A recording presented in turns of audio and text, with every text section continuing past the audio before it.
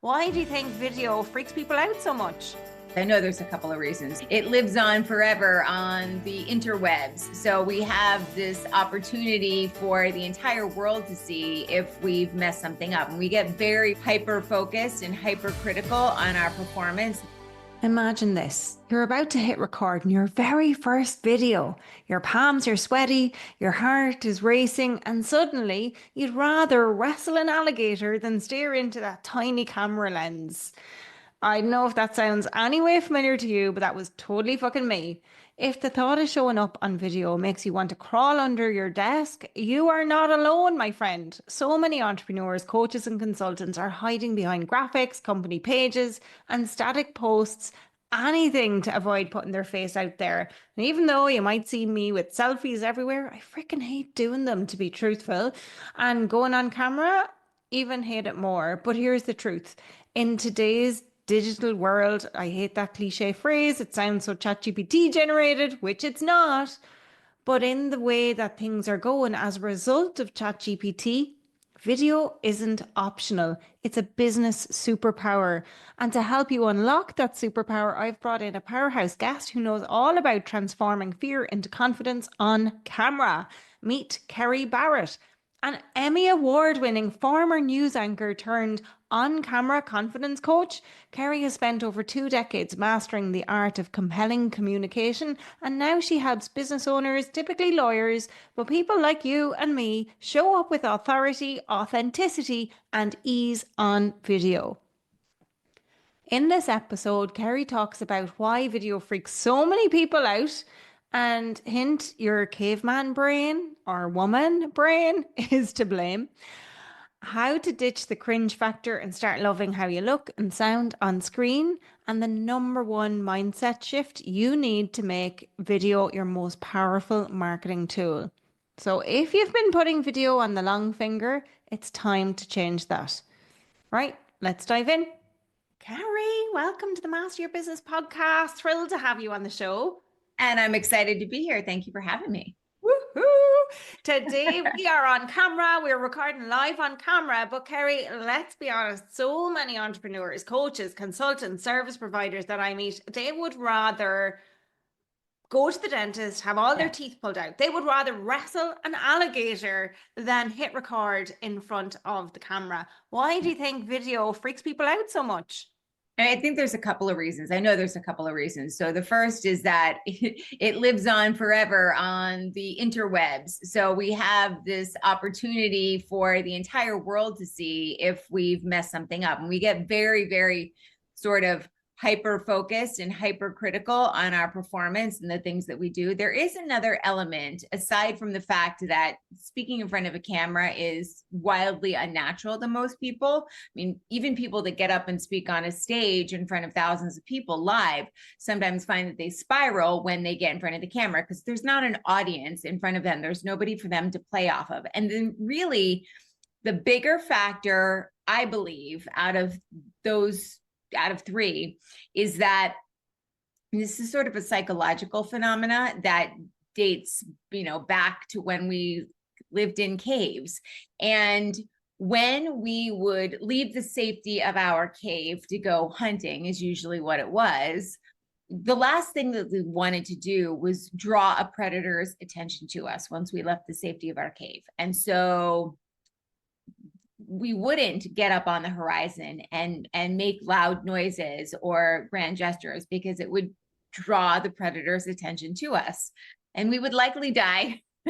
and our cave friends would be pissed off at us as well because we now have drawn their attention to them as well. So our minds look at the audience as a predator. It's the same fear that pops up when people have a fear of public speaking.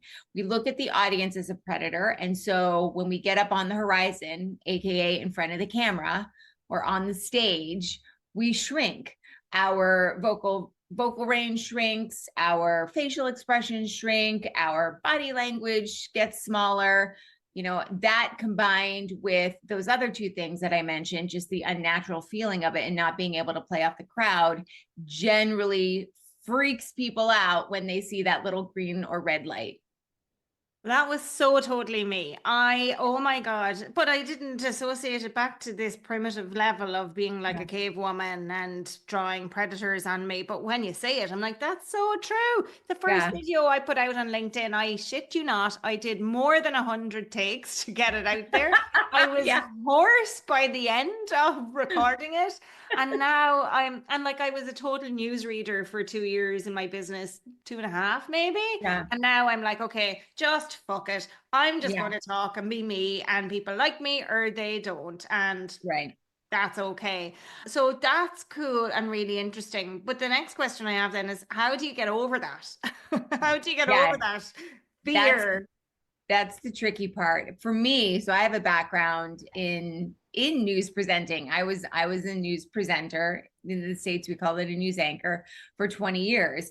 And I went into it with a fear of speaking. I was a terrible speaker and I was terrified of it. For me, the process to overcome was really like exposure therapy with a couple of additional elements. So we had consultants and coaches at the different stations TV stations that I worked for, and I had formalized practice and guidance through them, as well as have my master's degree in broadcast journalism. So I had a bunch of internships and I learned academically, but really the bulk of my improvement came from the guided tutelage, if you will, of coaches and consultants, and then putting those tactics and skills into play when I was up in front of the camera. So the short answer is it was really exposure therapy. It was knowing what to do and then doing it, which is where a lot of people get hung up. They think about how they would do things, or they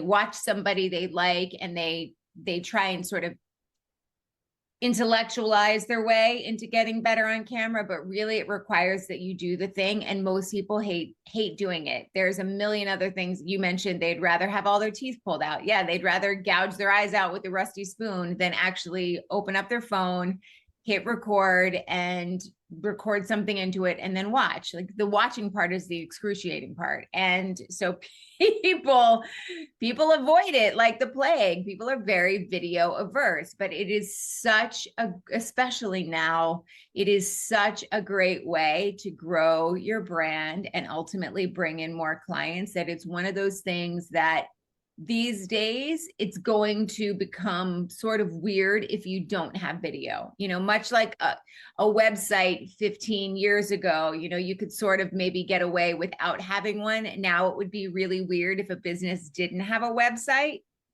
Video is moving in the same direction. Especially on LinkedIn, let me just add. And oh my gosh. Well, first off, I'm actually so surprised that news anchors and people on TV, I'm like, why am I surprised that those people get coaches and consultants to help Yeah. them? But really, Yeah. that makes so much sense. Like, I don't know why it's just never occurred to me before, right? Yeah. But one thing you touched on is actually looking at yourself. Yeah. I never watch back my videos. I rarely listen back to my podcasts. The only time or reason I'll listen back to my podcasts is to check the sound quality. Is the Yeah. sound quality good enough?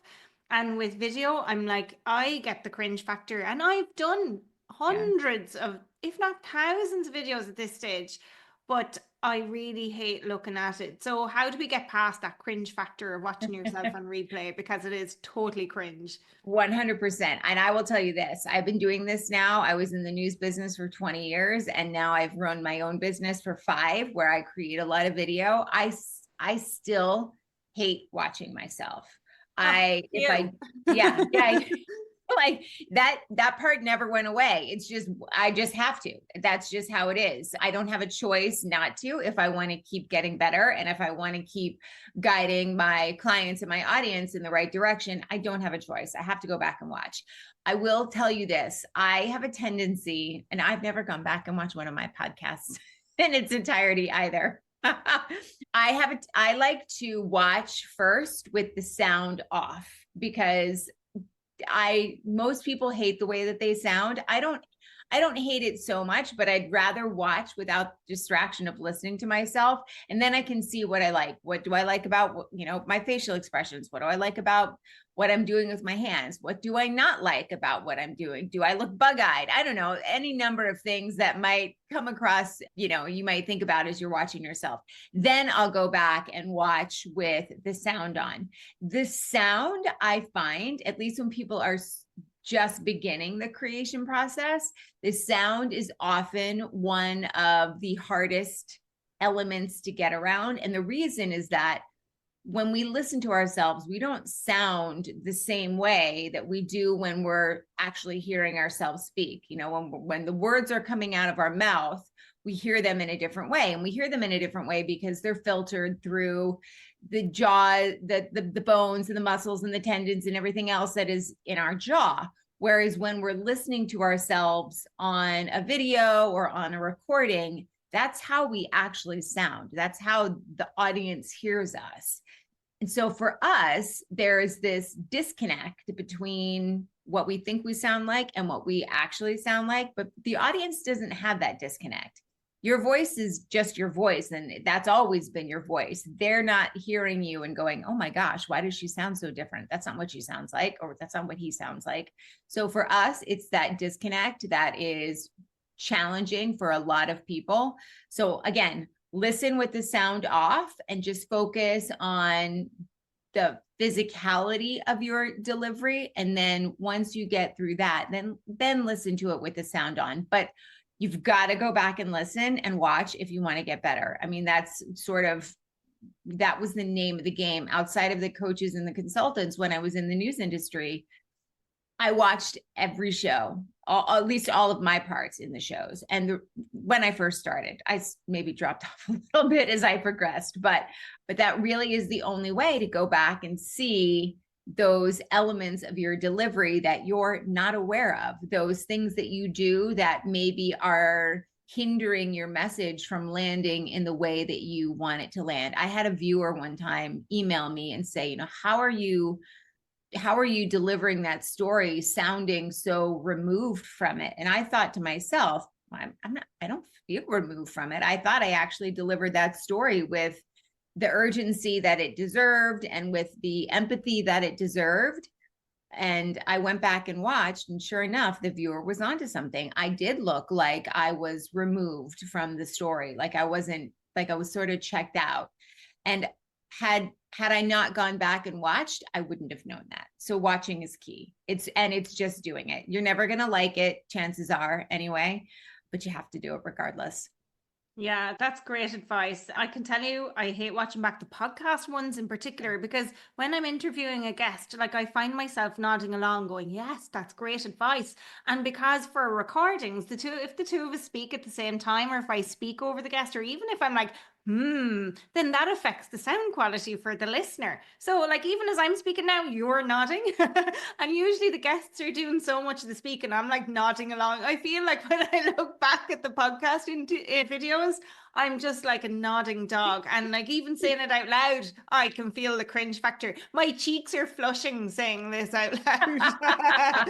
But that's really interesting for that guest to come back, and kudos to you for taking their feedback and using it constructively to help you improve. And one of the things for me as well is, and I've done some work, I actually won, well, actually in 2 instances. So during the pandemic, or prior to the pandemic, I have a fabulous lady in my network, and she's a vocal coach. So she works with people typically for singing, but one of the things that she did during the pandemic was a slight pivot to help people manage their vocal cords if they had long COVID and things like this as well.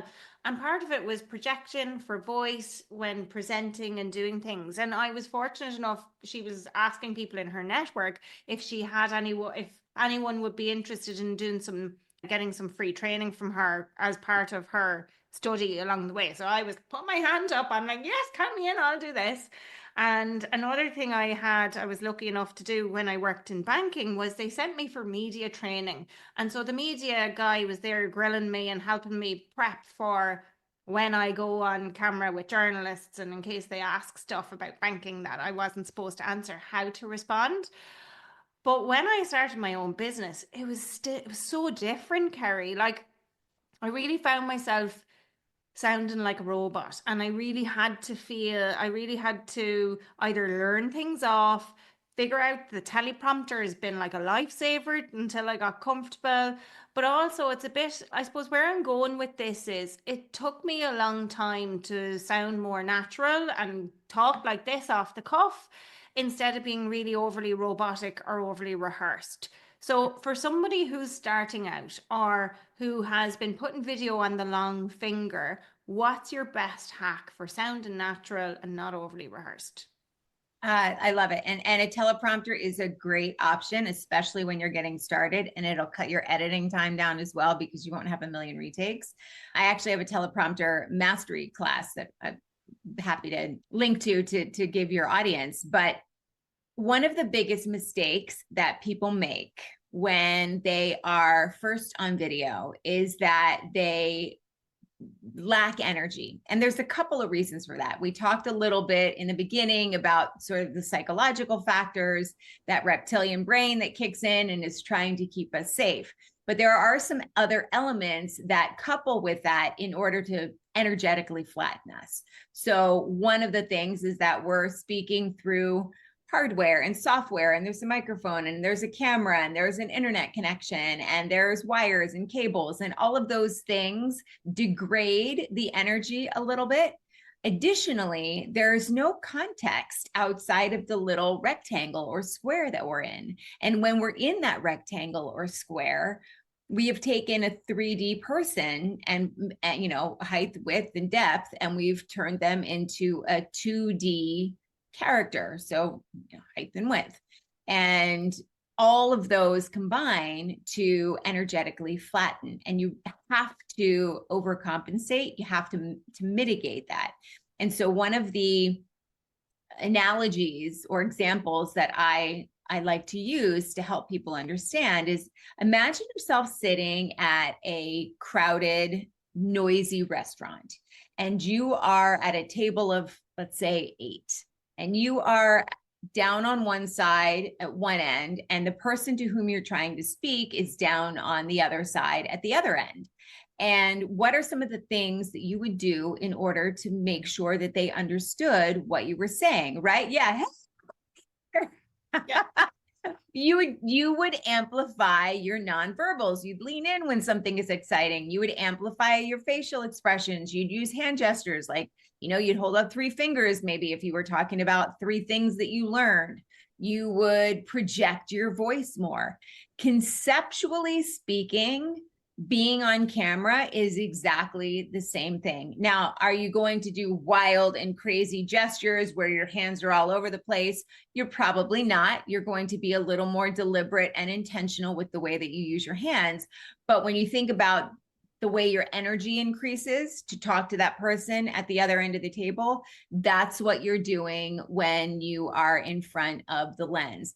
The other element that combines with that is look happy, you know, barring delivering some really tragic or incredibly somber or important news about something that's going on in your industry, or you know, politics or war or economics, which most of us are probably not talking about on LinkedIn.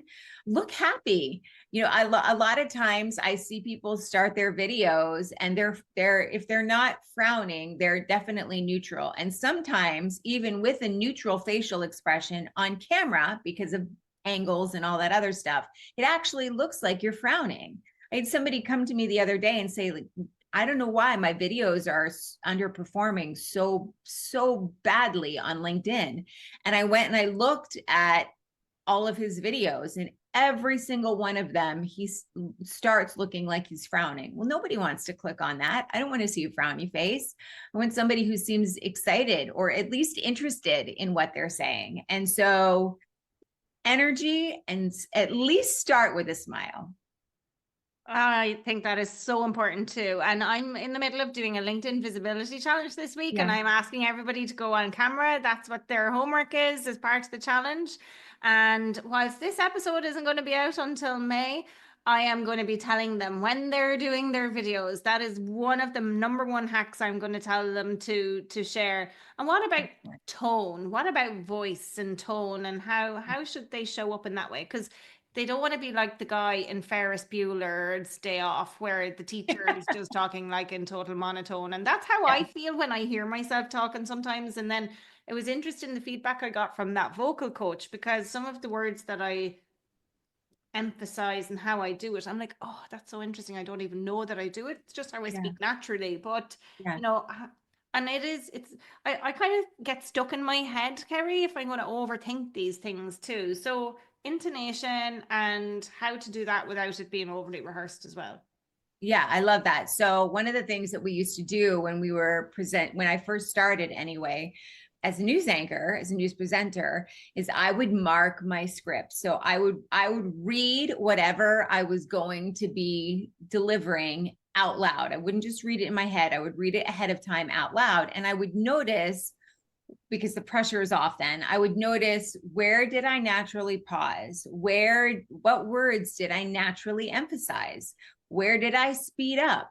Where did I imply a question mark maybe when there wasn't a question mark? And I would mark my scripts. I would do an ellipsis if I took a natural pause. I would do asterisks if I was emphasizing a certain word. And it helped me learn a little bit about my natural cadence. And I do, I advise clients when they're using a teleprompter to do the same thing with their scripts, but also just record yourself. Open up your voice notes and record yourself delivering a script, and go back and listen to it, because then you don't have the visuals that are distracting you, and you can just listen to the power of your voice and find out, where does it sound like I'm, robotic? Where do I sound monotone? And those are the areas that you want to be focusing on. There's really 4 main components of your vocal variety. So there's pitch, there's pacing, there's projection, and there's pronunciation. Oftentimes, I leave pronunciation sort of to the side, unless you are slurring your words, which can happen when we're dehydrated or when we're tired, or if there's a certain word that we have a tendency to sort of shorten, like you might hear people say probably instead of probably, those sorts of things. Unless you're making those kinds of mistakes, I sort of set pronunciation to the side. So it's pitch, projection, and pacing. Pitch has to do with the octave of your voice, really. And when you uptick at the end of a sentence like that, it sounds like a question. And when you trail off, right, it sounds like you're wrapping up your thought.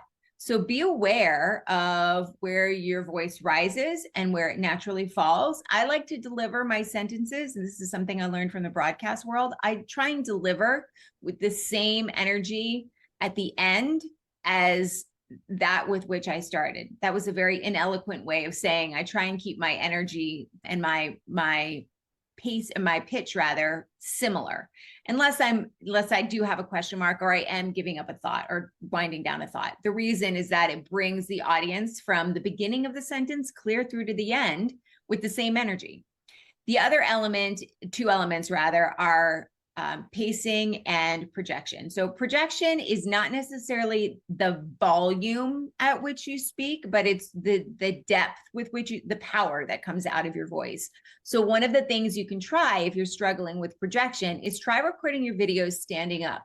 And again, you'll find I use a lot of news examples because that's my background. But one of the things that we used to do when we were recording a story, when we were doing something that wasn't live, was we would stand up to record our voices, because it allows you to access more power from your diaphragm and deeper breaths into your lungs. So you're speaking, lower rather than up in your throat. So that is a great hack for projection. And remember, again, it's not just about talking louder. It's about talking with more power. And then finally, pacing. Pacing is the rate at which you speak. So most people speak at a rate of about 3 words per second. However, what we do naturally is we speed up when there are elements of the dialogue that are important for us to say, but not necessarily as important, things that we're required to say. Where we slow down naturally is if we are hitting on a specific point that we want to give a little bit of time and a little bit of room for the audience to digest, or if we were listing out items. So for example, 3 things I learned, 3 ways to do a great tree pose in yoga, right? So breathe deep, calm your mind. I'm obviously not a yogi. I'm trying to think of a third. I don't know. Spread your toes out. So, when you're listing those 3 items, pause. When you're listing any items, pause a little bit between each of those elements. So it gives your audience a chance to download. I need these 3, you need these 3 ingredients for the cake. You need eggs, you need water, you need oil, something like that. That's probably a better example because I know how to bake. They're all good examples, and that's really interesting. So pitching, projection, and pacing. And the one thing that I can see happening here, not just for me but for others listening, is nerves. So when nerves get in the way, the pitch might be monotone, the projection might be, oh, I'm so shy, I'm not going to speak up, and the pacing, you could get really quick because you're trying to get it over and done really fast. The other thing that I know that happens is the minute I press record, my brain empties of all logical sense and data and information of the things that I'm like, these are the things that I know clients need to hear. These are the things that I'm showing up to share because I know they'll add value. The minute I hit record, the nerves kick in, all of that pitching, projection, pacing is out the window, and my mind is blank. How do we stop that? Yeah. Oh my gosh, that's such a good question. Well, when you're first starting, and I will do this even for a speech that I might be writing, I will manuscript the entire thing. So if you're recording a 45-second video for LinkedIn, and you're just getting started, right? You're just learning how to do this. You can drastically cut down the time as you get more comfortable with the process. But I would write out word for word what it is that you want to say. The reason you do that is because when you are writing, it does, what's the word I'm looking for? Your brain digests it. That's maybe a great way of putting it. As you're writing down, your brain digests it a little bit more. And because you're able to see the words in front of you, you understand a little bit more about how they flow. And if they make sense to you, then they're likely to make sense to the audience. Whereas if you put your words down and you realize this doesn't fit, this isn't going to make sense for the audience, then you have an opportunity to go back and fix it.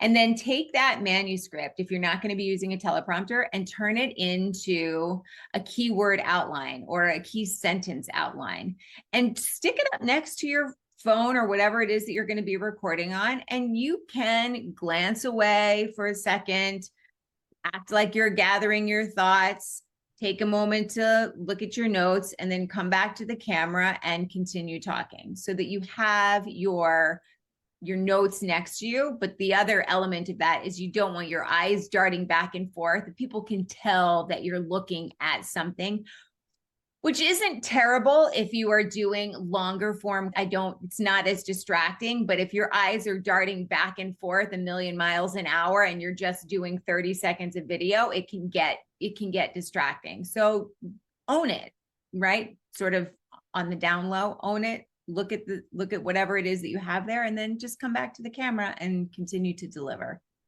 That's great advice. And I would advocate for everything you've just said there based on my own personal experience. I wish I'd known that before it took me 4 years to get comfortable doing these videos, Kerry. I wish I met you 4 years ago.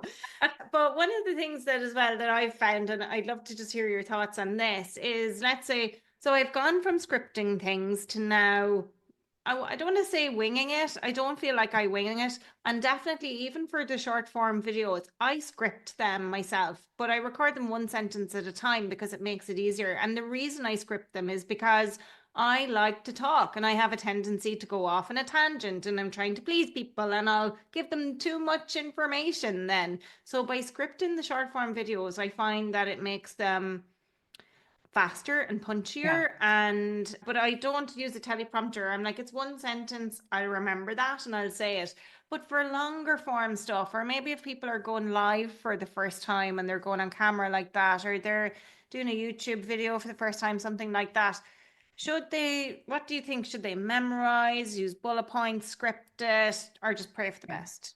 Yeah. So you're absolutely right. When you're doing shorter form content and you need to pack in information and you're looking to keep things in like the 30 or 45-second range, having a script is the best way to do that, because it makes sure that you don't ramble or you don't go on a tangent. I saw a video the other day on LinkedIn that was probably 4.5 minutes, and it was like stream of consciousness, and nobody's watching that because it rambled and there were a lot of ums and ahs, which are not entirely deal breakers, but I don't want to listen to someone's internal thought process. That's not what makes great video. So if you are doing short form, you should have it planned out. If you are doing longer form content, for example, on YouTube, or you're doing a podcast, or you're doing, an interview, you have the opportunity. Rambling is not the right word, but you have the opportunity to add additional context. You have the opportunity to answer follow-up questions that dive into a little bit of clarity. That said, still, if you're doing longer form content, let's say you're doing a 10 or 15-minute video on YouTube, I still like to have a solid outline that I've written down so that my brain digests it and I know exactly what the points are that I need to hit. And specifically, if there are, and I don't suggest using a lot of numbers or statistics in video. Doesn't shine. It's not how video shines. But that said, if there is something specific that you need to make sure you get right, it's not necessarily an opinion, but it's a data point or a statistic, to use that word now for the 5th time, I would include that in your outline so that you have access to whatever that number is that you need to get right. But regardless, again, until you get comfortable with it, I would always have some sort of itemized list of things that you want to talk about, and you can make sure that you hit. And I think that's really helpful for people if you've not done video before, it's really helpful for them to have these tips. And people who've not done video before, Kerry, what is the biggest money-making reason that should make them go, fuck yeah, I need to do this video shit, sign me up? I mean, I work with a lot of lawyers right now, and what they have found is that doing video is, and it depends a little bit on where their audience is. If they're business lawyers, they're creating a lot of video for LinkedIn. If they are, family law or perhaps criminal defense, they're doing a lot of video that would live on Facebook, for example. But what video does for everybody is it establishes you as a thought leader. It establishes your brand. It allows you to position yourself the way that you want to. It serves as a great referral source. It can also serve as an opportunity for media exposure and speaking engagements. I've gotten calls, my friends have gotten calls, some of my clients have gotten calls for the media or for speaking opportunities based on a video that they have created and posted somewhere.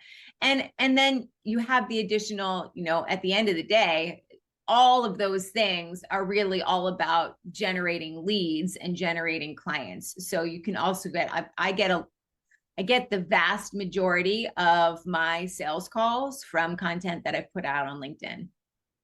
Fantastic. That is definitely a reason, folks. So if you're putting it off and you're saying, video, I don't know if it's for me, or, what's the point? That's the reason why, right?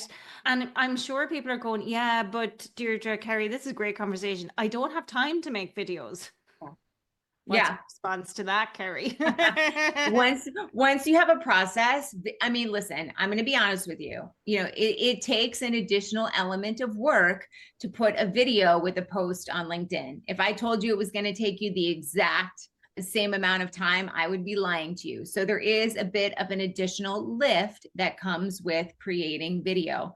But here's the caveat. When you get good at your delivery and you're good enough that you're not overthinking it and you're able to record your video in one take or in, 3 max, then you have a system that allows you to create very quickly. So when I create a video for LinkedIn, the total extra amount of time between, taking the script, plugging it into the teleprompter, if I'm going to use a teleprompter, and then recording the video, downloading it, and adding the captions and popping it into the body of my LinkedIn post, probably all told is an extra 10 minutes or so. Maybe if it's a really long video, maybe it's 15 if it takes a long time to download. But if you're creating 1 or 2 videos a week, it really is not that much of a heavy lift. And what I would suggest you do is, once you have your phone out to record a video, record a few of them. That way you don't have to set everything up again and you are there. Just I keep a stack of shirts next to my desk. I change my outfit and then I record the next one. It's called batch production. And I can shoot 5 or 6 videos in the span of 10 or 15 minutes. Now I've got content for the entire week, and it's just a matter of putting captions on it and loading it up into LinkedIn. So time is no fucking excuse. So if that's what you're saying to yourself, and it will, until you get your, it's one of the things I work on with my clients is helping them get a process and a system down. And it will take you a little bit of time if you're figuring out on your own to figure out what that system is. But once you know what it is, it really is, it shouldn't be taking you an hour for a video. It shouldn't even be taking you half an hour for a video. You should have be like me, where it took me literally from 9 in the morning until 6 in the evening to do my first video. You will not be like me. No. And Kerry, you mentioned your phone and getting set up. So talk to us about that. Like, do you need fancy lighting or cameras, or is the phone enough? Yeah, the phone is 100% enough. So I will tell you this, everything you need for recording video, you can fit into your bag, and you can buy for outside of your phone for $50. I use my phone, right? I happen to use an Android. I just like the video on there a little bit better than the iPhone. I have an iPhone, but it's personal preference. So if you have an iPhone or you have an Android, you've got pretty much everything you need to go. You need a face, a phone, and a voice. Those are the 3 things that are non-negotiables. And if you have all 3 of those, then you are good to go. Now there's a few additional elements, gear. And I have a gear guide I'd be more than happy to link to as well. But there's a few additional niceties to have when you are recording. So I like to use a tripod. I bought a telescoping tripod on Amazon for $30. That gives me a nice stable place to put my phone, and I can get it at the exact level that I want it. I'm not trying to balance it on anything and making do. I can put it exactly where and how I want it. I like to sit in front of my window. So I'm actually in front of a sort of a wall of windows right now. If you have great natural light, you don't need another light. So if you can record facing a window, generally speaking, you should be fine. If you don't have that, or you're in a darker space, or your office is in a darker space and doesn't have a lot of natural light, you can do a couple of things. You can buy an inexpensive ring light on Amazon, or you can go outside and shoot, as long as the sun isn't directly overhead, which gives you all sorts of crazy shadows. You can shoot outside, and that's a great opportunity to make use of what you have around you as well. The only other element that I is a nicety to have, but it's one that I suggest you seriously consider, is a microphone. It will make the quality of your audio on your phone so much better. I use one that I purchased on Amazon. It's not super cheap. But not expensive, not like some of the mics you find out there. It's $119.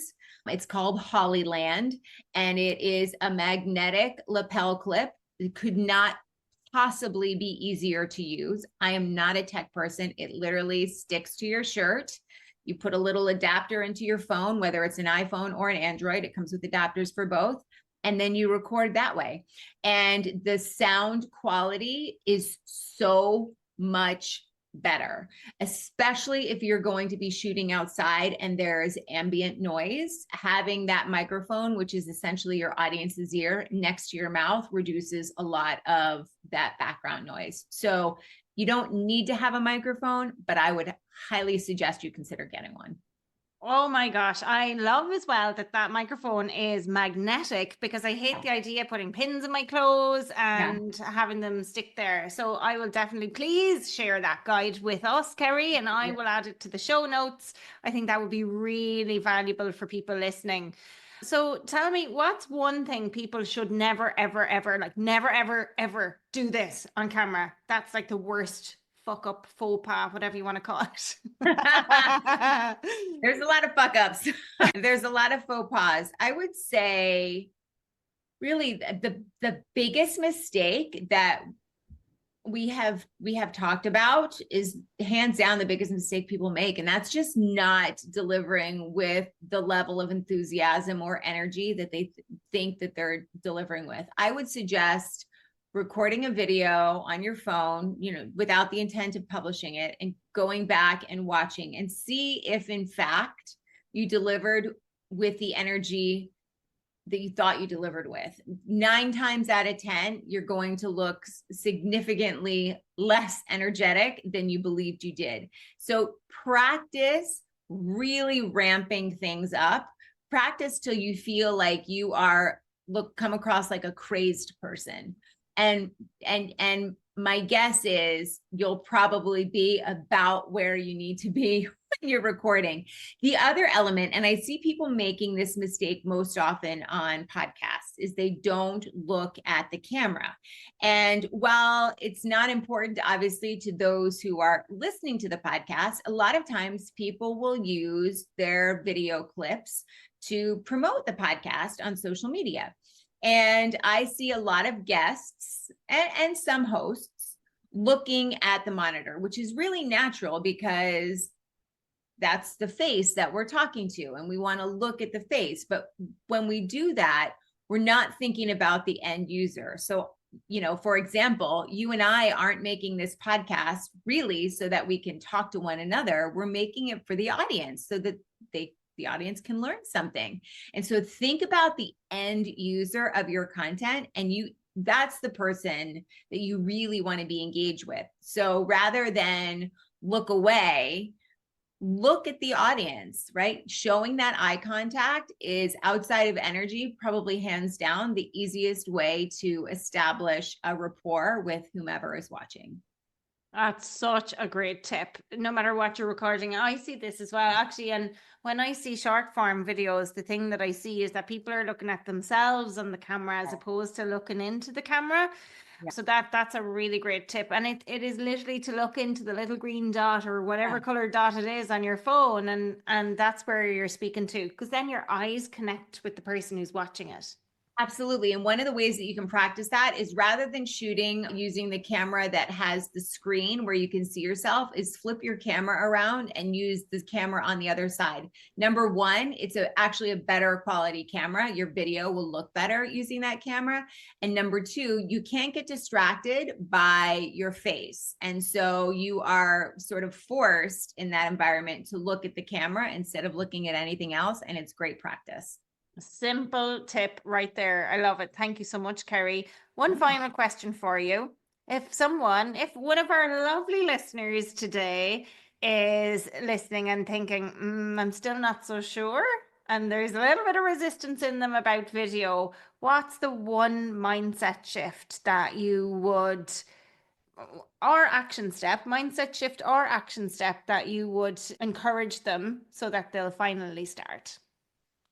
Well, usually the resistance to doing something is rooted in fear, and fear is keeping you playing small. And I'm sure it probably doesn't just apply to video. It applies to a whole listen, there's a lot of shadow work that goes into being a business owner, and it's recognizing where those blind spots are and the things that we feel resistance to.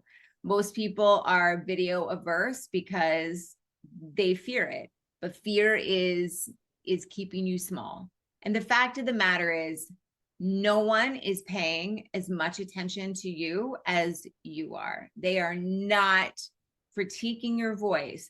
They are not running through your delivery with a fine-tooth comb. I have a client right now who is an immigration attorney and is posting amazing videos on Facebook talking directly to her clients and potential clients. And those videos have established her as the go-to lawyer in that space, at least in this area. And had she let fear dictate her ability or her willingness to try video, she would not be playing in the space that she's playing in now. She would not be the go-to that she is now. So do not let fear make your decisions for you.